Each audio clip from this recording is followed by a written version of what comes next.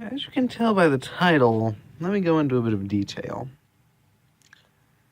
As a lot of you know, I happen to be a big fan of World War. Not a fan, there's no such thing as a fan of war.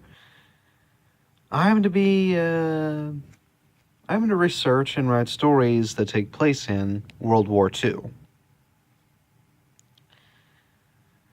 And as well, I watch some pretty decent movies about it too. I read decent books about it.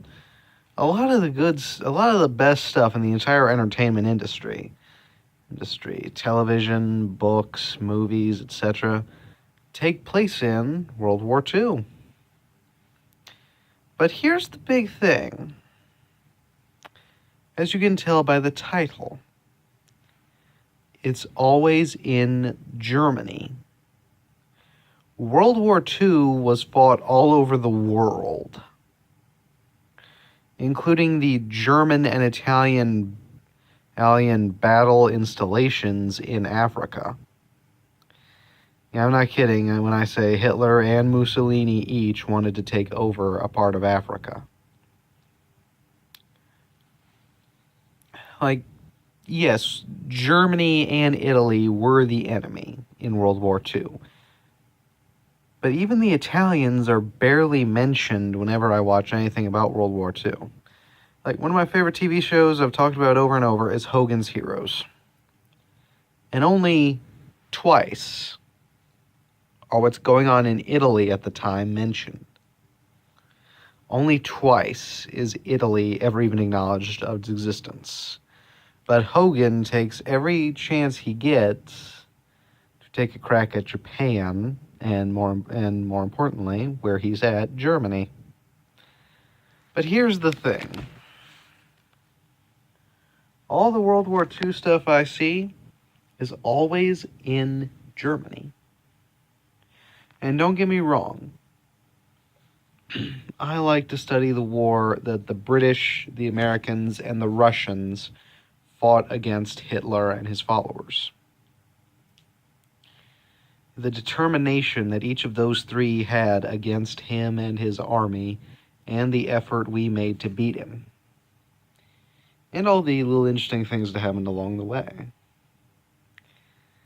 But Germany was not our only enemy. We had three enemies.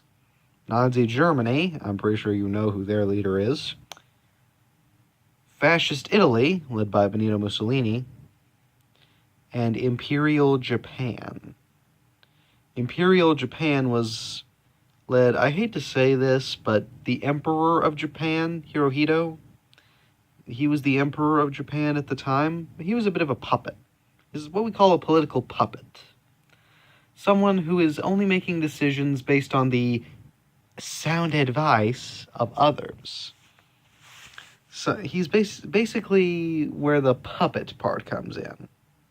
The puppet master during World War II was Japanese Prime Minister Hideki Tojo, who, I hate to say this, he's basic, but for those of you who want layman's terms, if you want layman's terms instead of the actual statement, he's Japan's Hitler. For those of you who want layman's terms, Tojo is the Japanese Hitler. And like how Hitler hated the Jewish, Tojo hated the Chinese. Moving on.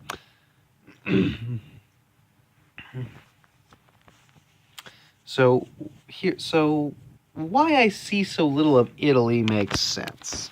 Italy was more of Germany's follower than it did any actual big stuff. They helped the Germans conquer France. They had difficulty taking over Africa and Greece, so the Germans took it from them.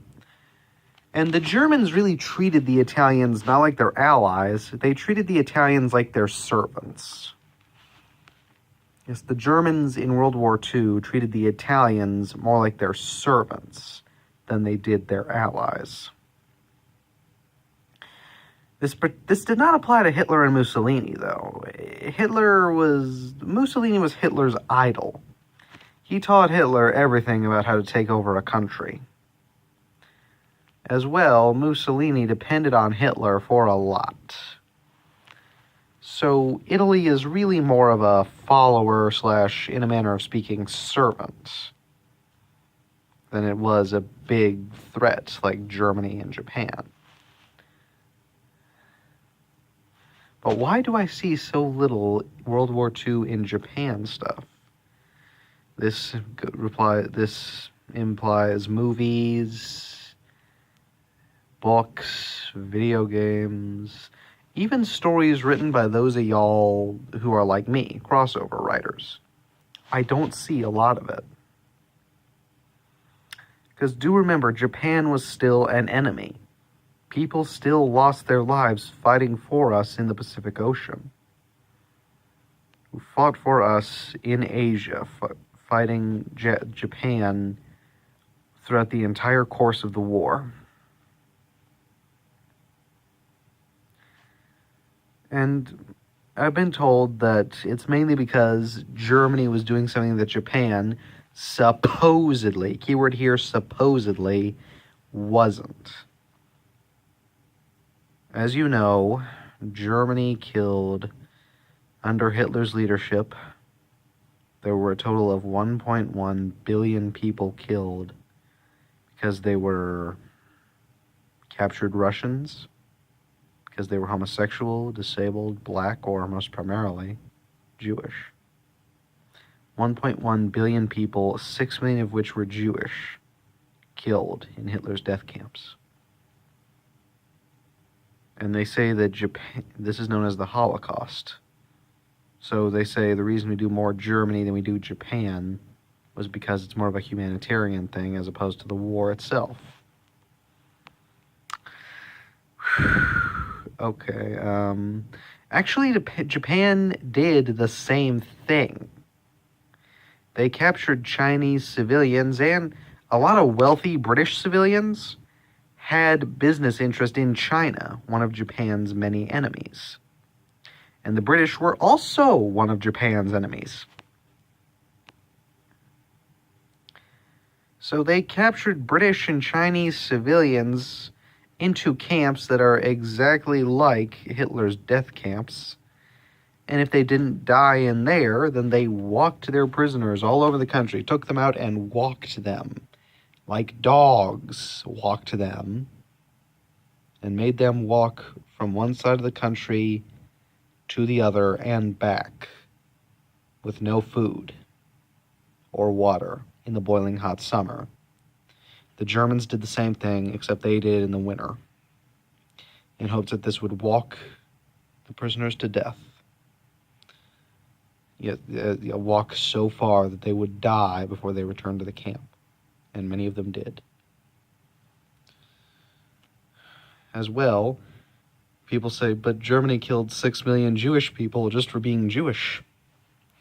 Well, in the course of the war, the Japanese killed 4,000 Chinese civilians solely because they were Chinese. So is this humanitarian thing have to do with numbers, or... Because that's human life. It's something you can't replace, and it does not have a financial value. Really, it does not. So, like, is the fact that Germany killed 6 million Jews, is that so you can't forgive Germany for forgiving 6 million Jews, in which that is not forgivable, and you're wrong if you think it is. But we can ignore that Japan killed 4,000 people just for being Chinese.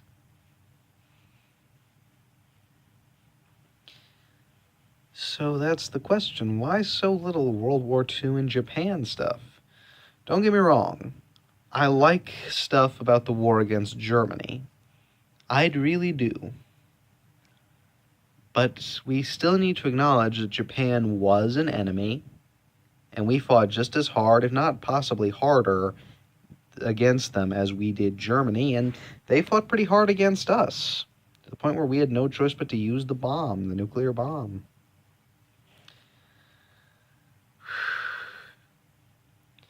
And I only know of 3 films films in all the entire entertainment industry that have anything to do with World War II against Japan. Empire of the Sun is a film where a wealthy British kid, played by, you're not going to believe this, played by then 11-year-old Christian Bale, is captured by the Japanese and brought to the Japanese equivalent of a concentration camp. Tora Tora Tora, which is an old film from the 60s about the bombing of Pearl Harbor, and Bridge on the River Kwai, where prisoners of war in Japan are forced to build a bridge for the Japanese army, and while building the bridge, make a tremendous escape. So, and that's it. That's all I ever really see about the war in Japan. And I really have no idea why.